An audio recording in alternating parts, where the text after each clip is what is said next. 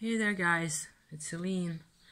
I'm gonna light us a little bit of mugwort like this, which is more or less what you would do for sage, right? I just think mugwort's wonderful as well as sage. It's completely different. It's a herb, okay? That's all they have in common, I think. This is very grounding, and to me, at least, people in the culture about mugwort, there's a lot of stuff in the culture where they talk about mugwort where I think it's maybe a different type, or from the Americas type of mugwort, you know. I'm noticing now that my candle is really crooked. This candle, like that. Straight now. I straightened it out. Like many other things in my life that get straightened out eventually by me, okay?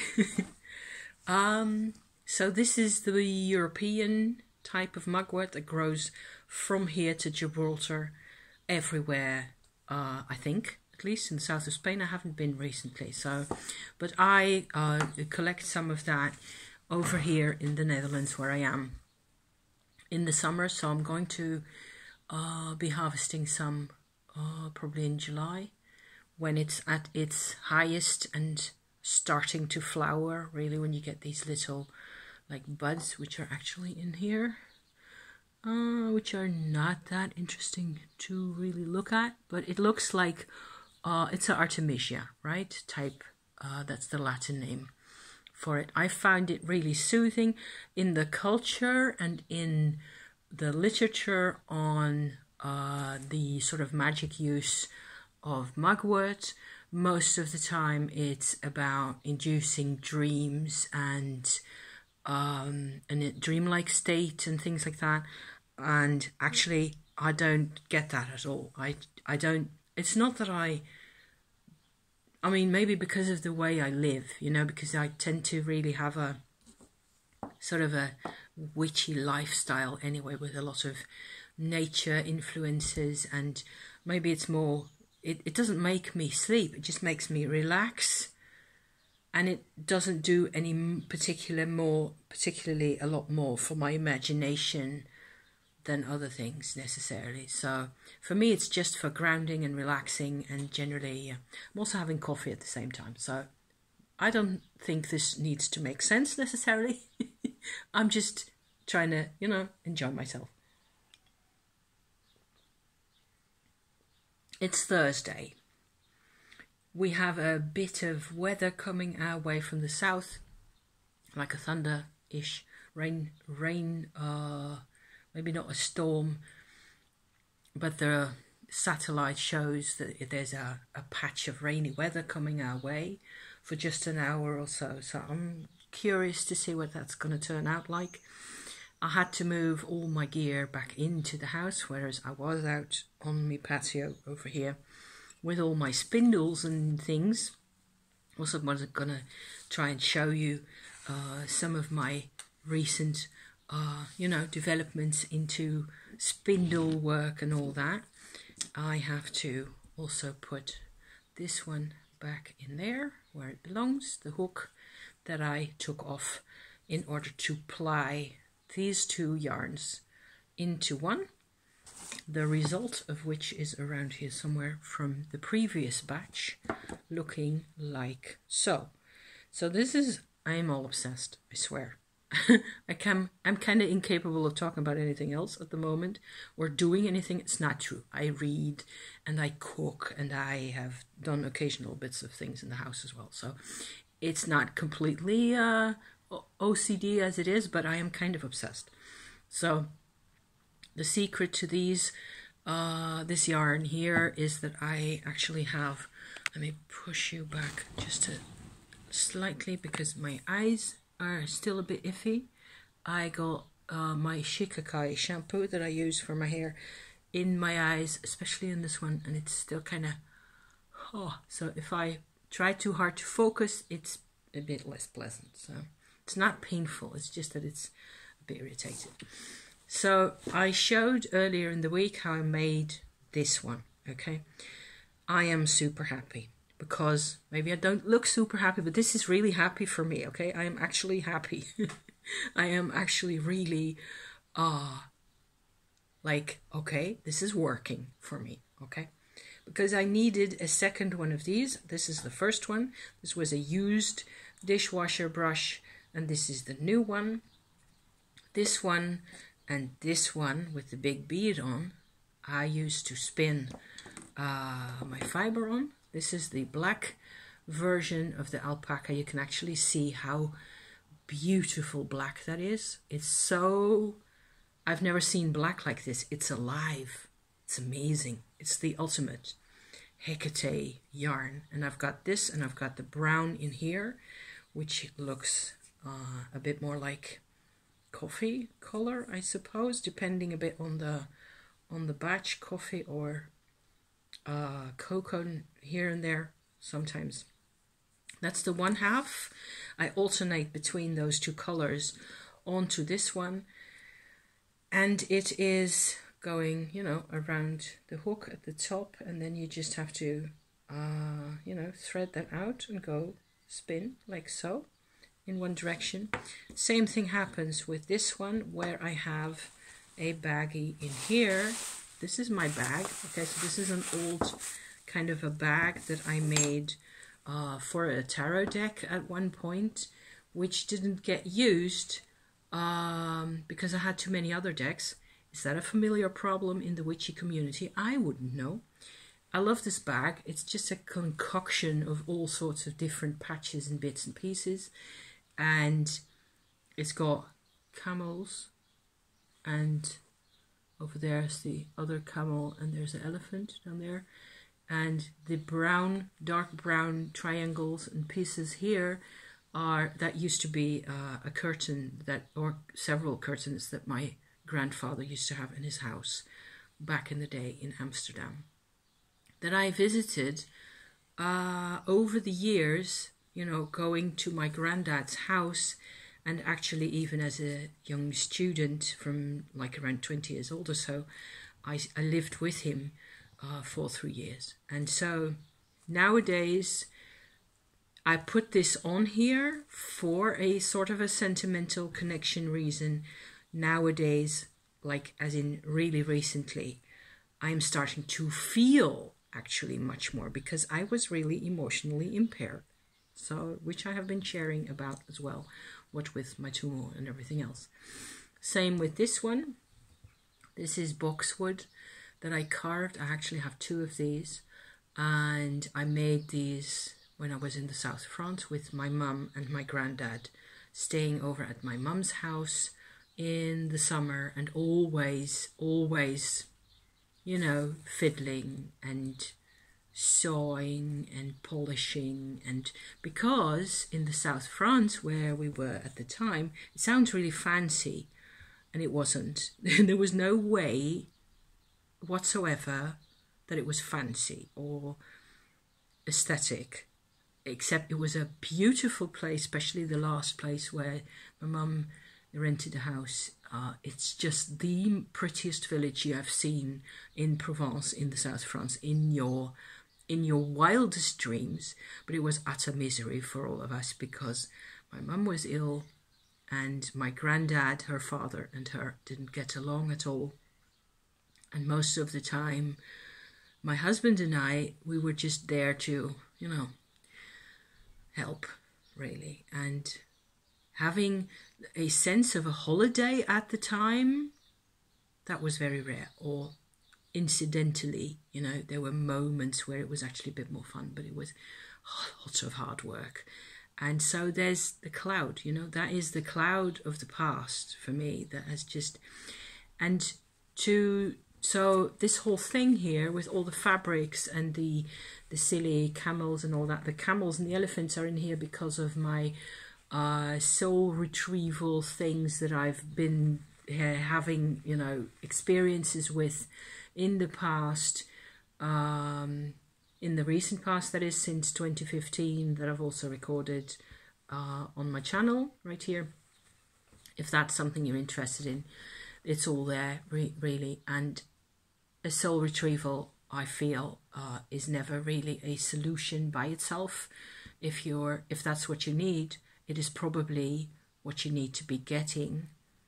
A soul retrieval means that you're going to go into the past to retrieve, to find again a sort of a fragment that is really part of your own consciousness, as it is in sort of its ideal or its natural form.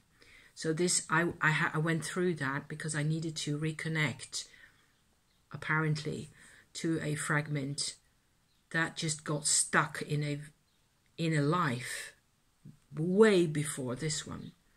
And then what happens after that is you have to sort of become familiar with that piece of yourself again. It is very esoteric. I think it is one of the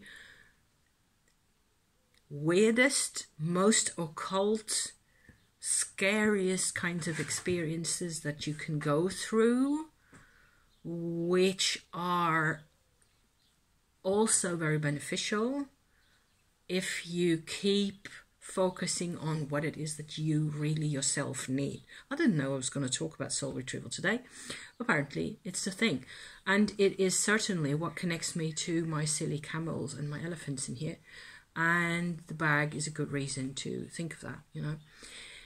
There's a bit of fabric inside here that's actually kind of a lining, and that's black, that has little tiny flowers. That's also from the south of France, so that sort of makes it a whole.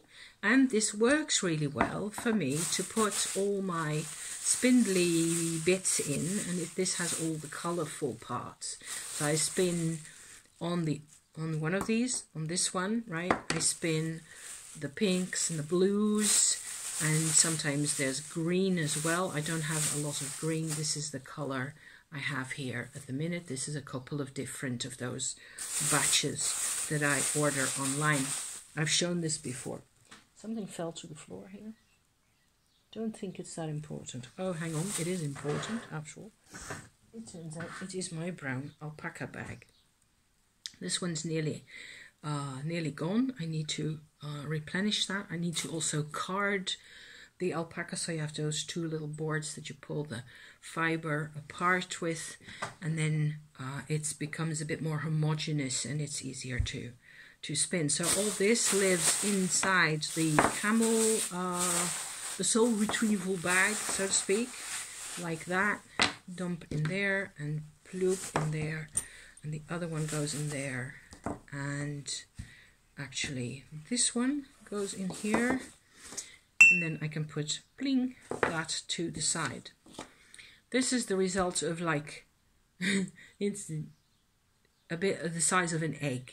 A decent size egg, okay? Rather a largish chicken egg. That's how much yarn you get from on those spindles working for a whole day or so. You know, it's an hour, more than an hour on either spindle, and then about half an hour or so plying them together, and then there's washing, and then there's drying, and you do not do this because it saves any time or because it's useful in any way. I do it because it's artistic and it makes me very happy. The black and brown on the one hand, and I cannot really show you in this light, except maybe you can just see for yourself that this is kind of, I don't know, it's some kind of magic that really makes me very happy. So I've kind of put all other spinning projects on hold at the minute, also because I did a large batch for a project that I'm making for my husband, which is sitting here next to me. It's going to be a bag for his, you know, his accountancy of things that he does on a holiday to keep track of our expenses. So this is crochet. It's going to go like this eventually, with the ridges like that, and it has a lot of color and texture in the brown. It's a thread that or a yarn that I made having in mind that it's going to be a man's property. You know, this is going to be a masculine traditionally, masculine designed fiber, rather than the spindle work that I've been doing, which is softer and also very nice to the touch. This, and anybody would love to have a scarf, made out of this. It's just wonderful. Getting the alpaca, I mean, should remember that that's where the stress goes in English, that we say alpaca in Dutch. In English, the people I hear use the term will say alpaca, probably because that's the stress so the stressed syllable in the word that it gets in the Americas, in South America, where the animals actually come from. Getting this fiber was actually quite a bit of an adventure, and I eventually was lucky to get somebody who was actually friendly, who has, I think she said she owned 75 animals, and she just finished shearing them, so I could get this quality at €30 a kilo. I had been around the countryside around here. This is where I actually found this. Is a different part of the country where we were on a client run with husband last Saturday. And before that, in the week before, I was kind of obsessing for some reason about getting more alpaca fiber to spin with. Also, I don't know, to be able to do something different with my spindles that have been sort of coming along for a couple of weeks now, developing this, process of finding out how to use a dishwasher brush for a spindle and using the other one, and then needing a third one to ply with and to have a yarn that you can actually keep for a while until I decide what to do with it, right? So all that. I'd been shopping around, biking around the countryside last week to find me some alpaca, because there's loads of people who have them and farm them apparently around here, and they're all getting shorn now in this season. And somebody actually said that I spoke to in the street, out there in the countryside, in the fields, that I talked to, he said he'd just thrown it all in the bin, thrown away the wool. So I was like, my God, here I am paying, a couple of days later, paying €30 a kilo for this stuff.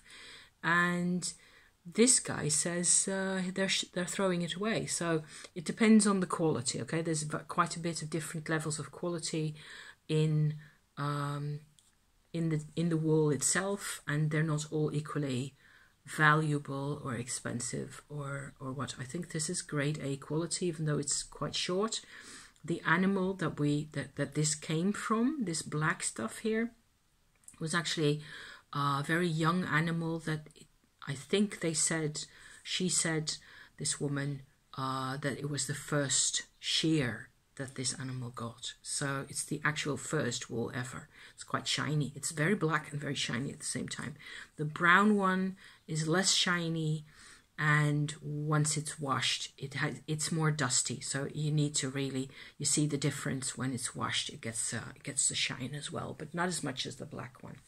So all that, it's just going to be really lovely to bring my wool, some of my wool along, so I can spin on holiday, in between other things, little bits and pieces. I have been talking about this for weeks now. I know I'm boring you to pieces with my spinning story.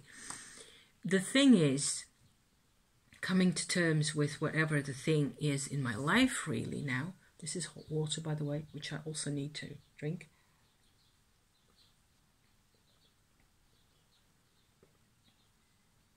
While it's hot, I still have some coffee. The thing is, with the Tumo, I want to talk about what happened with the Tumo, because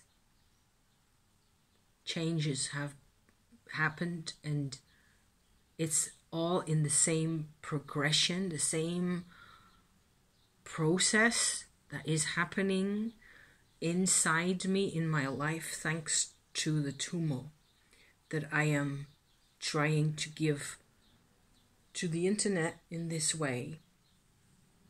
It's still quite difficult to really find the words. Some of the actual growth that you can really feel happen inside, it just takes still more time to manifest, to really, but it's possible. And I never used to think, I always used to think it should be possible to sort of get rid of the bad energies in my life, get more out of life. I always felt deep inside that I am really a happy person. And this sounds so pathetic if I just pronounce this out loud. It sounds so pathetic.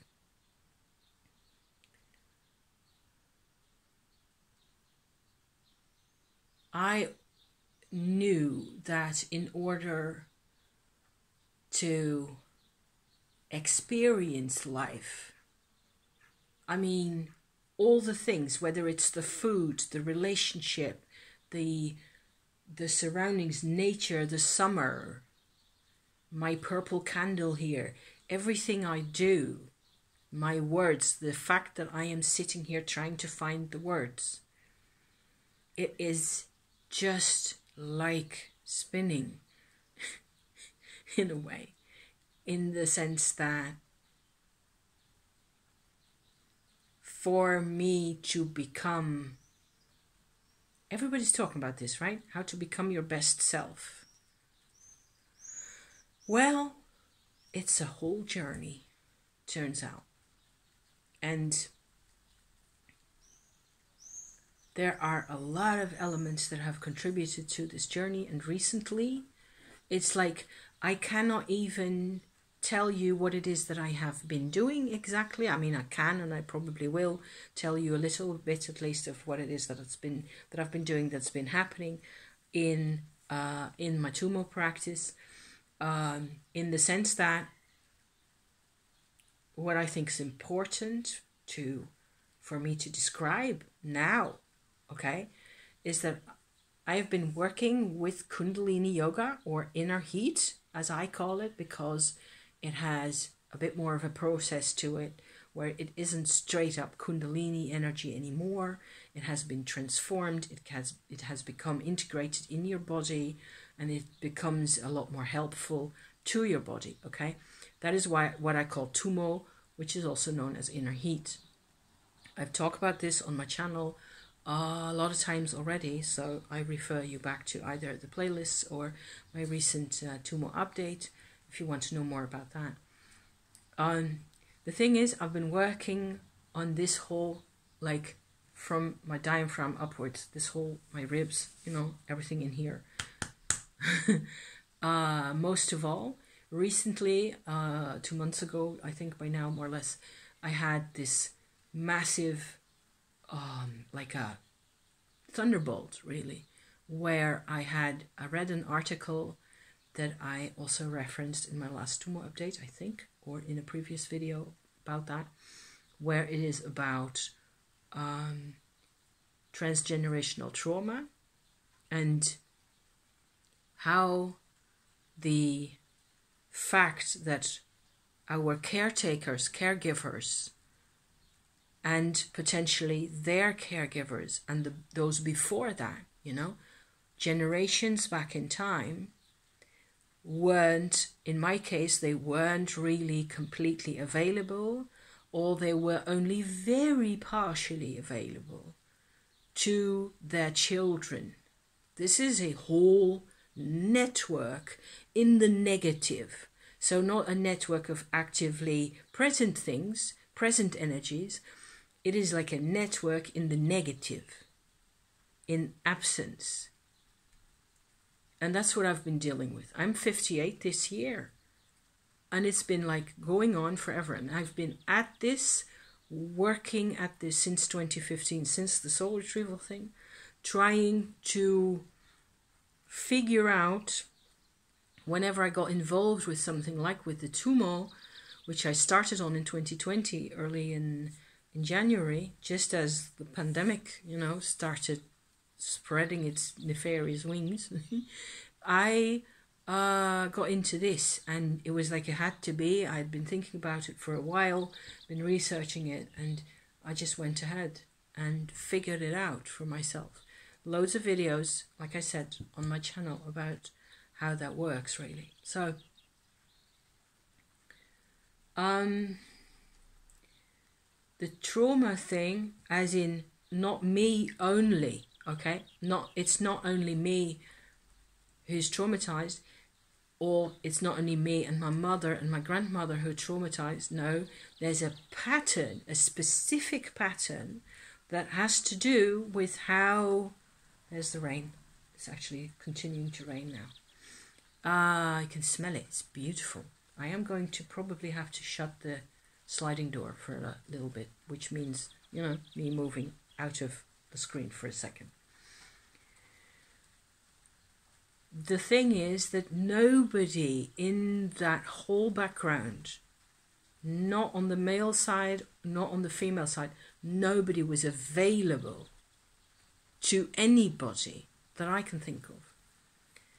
A couple of people, of the younger people who are my generation or a bit older or a bit younger, do things differently, try a lot harder.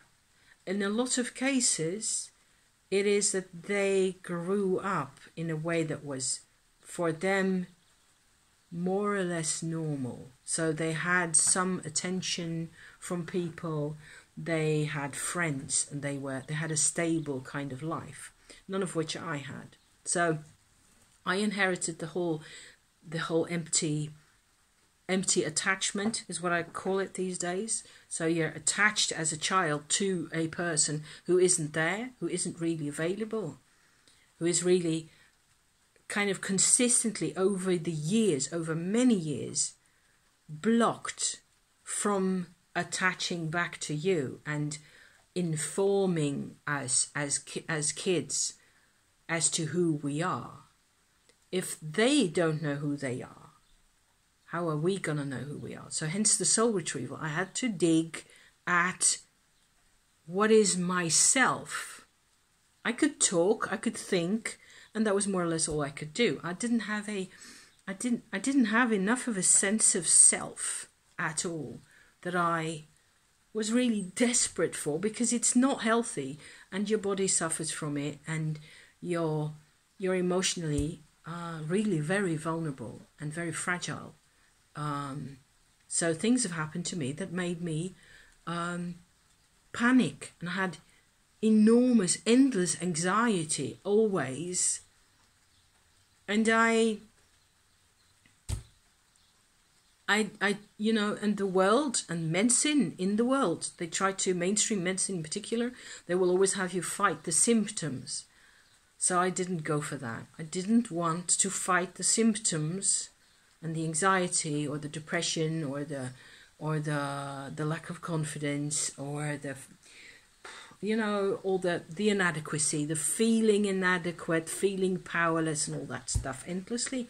I wasn't going to get any result from fighting only the symptoms, the little everyday things. I wanted to know what was behind it.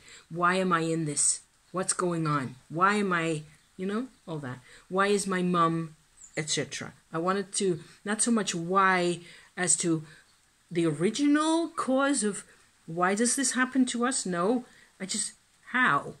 How did her mother, her father, what was it like? I can say those things now because I can see it.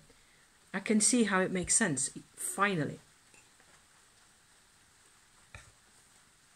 Fast forward back to the tumor and this here. So the attachment to an empty person creates like a like an actual negative self-identity, if that makes any sense. I have a fly that believes in negative self-identities.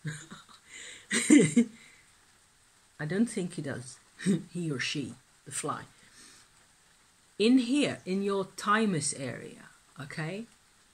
Thymus, thymus area. I believe there's a chakra. They tend to call this a higher heart chakra. I'm not quite sure it's the same thing. Everybody describes chakras more or less in the same kinds of terms. So I have my own views on that.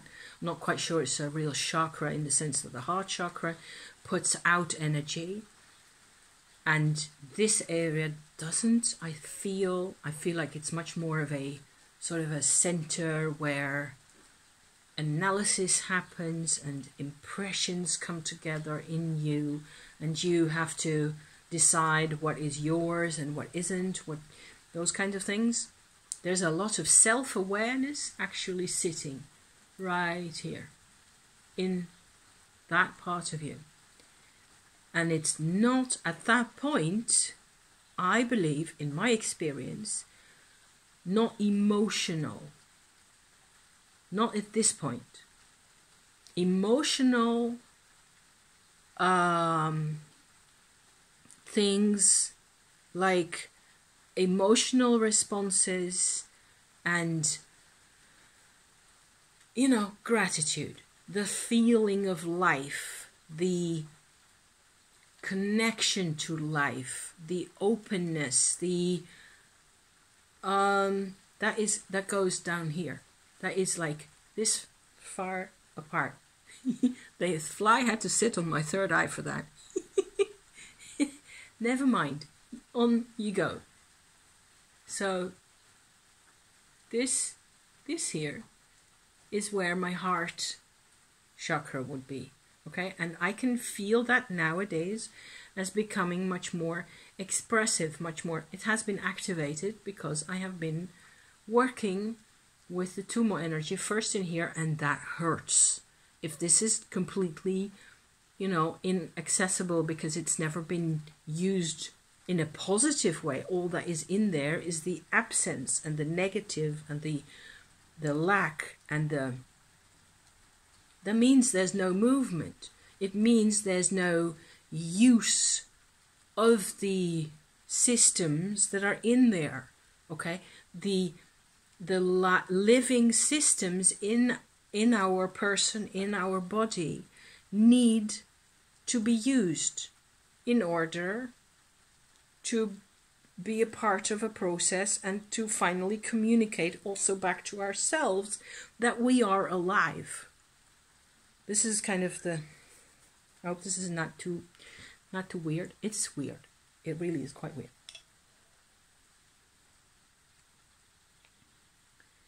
And so that hurt quite a bit. A couple of times I really had to go into full surrender mode with the tumor, acceptance. This is who I am. And there were just like truckloads of ancestral pain that came out. You're probably not surprised, you know, because all this unprocessed stuff has to sit somewhere. And for me, this is where it was sitting, in the lack of identification or the negative identification part. That was just, it was really painful. It was literally physically painful, like you'd been punched, you know, like you had bruises inside here. Gah. I also couldn't really breathe properly for a couple of weeks. It was like this sense of relief that comes with a proper breath in and out, you know, that was just not happening. Afterwards, this whole thing, you know, with continuous, more or less daily tumor energy transfer in there, and as much as possible, you know, keeping that going, that started to sort of sink down and everything started to become more alive, and I was feeling a bit happier. And I was capable of leaving some of the painful patterns and reactions and the distress over the negativity and all that. leave that behind, more or less. Not always, and it wasn't always easy, and it wasn't always like immediately. Sometimes you have to have the right idea about things, and sometimes you just have to live with it for a bit and see what it does. And a lot of the time it was me trying to get used to things that I wasn't used to. I am not used to seeing myself in this way as somebody with this kind of a past. I mean, the past has always been there and I was always here, but I was disconnected.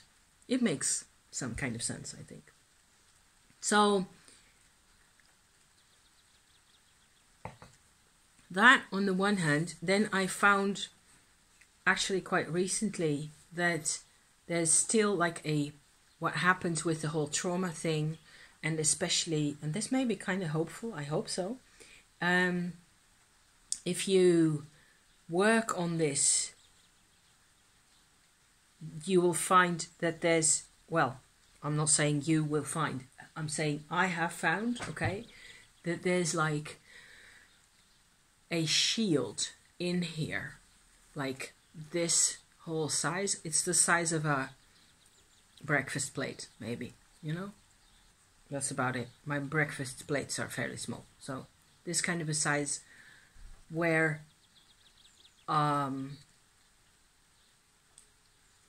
that was still trying to sort of protect what was underneath.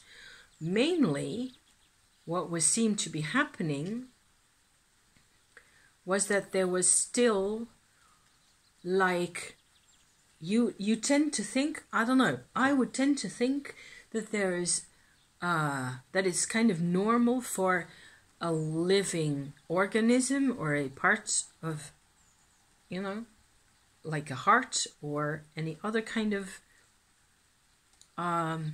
living structure inside the body, that it needs a shell, that it's okay and normal and healthy for it to be inside a shell, and that the skin, you know, like a skin around it, and then inside everything goes on according to that particular, whatever that particular part of you needs, whether it's a chakra or your stomach or your, you know, sexual organs or your brain. It needs to sit inside, you know, inside a compartment somehow. And I kind of believed apparently that this was, you know, for me normal to be that it was like that there was a partition wall between what was going on inside, like a lot of emotion back and forth already going on inside me, in my heart even, and that there is like a wall between that and the world. And it was bothering me. Okay, this was earlier this week, and last week also I had this sense of this isn't complete, the path isn't finished, I'm not done, and this partition wall has to somehow, it has to go, because I can feel by now coming from inside, from my heart chakra area, like in deep in the middle, okay, coming out with the tumor energy. I could start more or less to feel that this partition wall that sits here is not bone or skin, but scar tissue still. See, I hope I'm not scaring anybody with my story here. It is kind of scary. But the tumor is on my side, okay? My own processed Kundalini energy is in there with me. And I just went in from the inside into that whole sort of a scar tissue that was sitting there. And it started to slowly also, I don't know, melt a bit, become more available, become softer. And in the middle, which is where your actual heart sits here, your actual heart energy is like maybe this big, you know, in there, like, you know, something about the size of an eye or something like that. I felt, or I had the idea and I felt at the same time kind of thing, that that is actually a part of your heart, your part of your, not your heart chakra necessarily, a part of your emotional heart that belongs to being an infant. Your baby heart is sitting right there. And I approached that with the tumor. And I felt this and I realized that, okay, so this baby heart of mine has simply not been allowed to grow, to participate in life, to be a part of whatever it was that I'm a part of, or that I was a part of when I was like, I don't know, 6 months old. From that age, I was supposed to, grow as a human being, connect to the world. And already at that time, I was a couple of months old. And it's not like I have the memories in here. I feel it in here. I could feel it, that I was just stunted.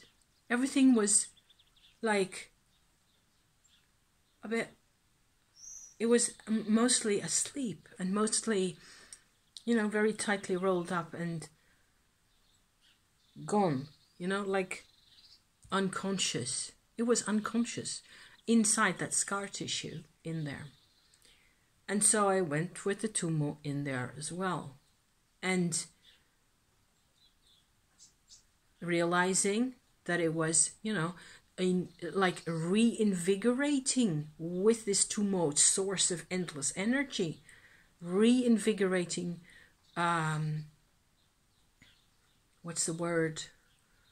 resuscitating a part of myself that isn't necessarily damaged itself at all. It's not that it's wrong or bad. And that is actually also what I am trying to share in my videos all the time. You do not necessarily, you may feel broken, but you're not. And I was feeling broken, really badly broken for a couple of weeks with this whole trauma issue. It's just been going on in my brain and sizzling in my brain with everybody's past and all the, I cannot change what their lives were like. I cannot change what happened 50 years ago or 100 years ago. I cannot affect any of that anymore. All I can do is make myself be alive to the best of my abilities. And that's what I've been doing. And since I have been doing that, I'm actually finding, and I have been on this path, like I said before, this is kind of the story that's been going on and on over, in different episodes, recurring and coming back to the same theme of finally finding my life, finally getting back to, I enjoy that I have this big tumor notebook beside my here, which I have occasionally shown, which has, this nice velvet outside, which is a second-hand coat that I repurposed for this, and it has all my weird pictures in here and, strange drawings and photographs of the past and poetry from my husband and whatever else. And this is a good one for ancestral problems and trauma and things, crucifixions and horrible. And the solution to that is to grow yourself, Can you see any of this? Maybe the light isn't too perfect, of course. I've got photographs of Amanita mushrooms in here. I've got mainly recently a lot of writing again for this whole process and trying to figure it out. Monday, Tuesday, what's today, Thursday? So Tuesday I did a first write-up and I was still very much behind the scar surface and behind, like, trying to think my way out of the problem. And that's not how tumor works. You have to follow the signals of where the energy can actually move freely. When the energy can move freely, so can I. That's basically what I have found out all this time, And wherever you're not free to move, that's, you know, you get less of a life.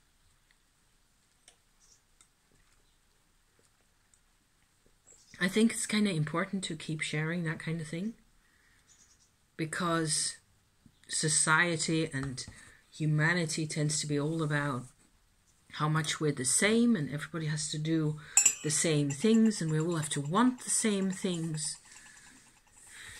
Yeah, you know, not so much. How long is that for? 45 minutes. Hallelujah. Witchy check-in with 2 more progress report, I think. So I'm gonna actually do a bit more crochet, I think, because my husband's bag needs to happen. And I put on my aquamarine beads. It actually has a couple of crystals, rock crystals in there as well. But this is just so lovely. It makes more and more sense to have aquamarine in my life because that's a beautiful energy. There were probably 100 other things I was going to want to talk to you about. But this is, it'll do for now, won't it? So thank you so much for watching if you've been here all this time. Wow. Until next week, I hope, then. And yeah, thank you and see you around. Okay, bye-bye.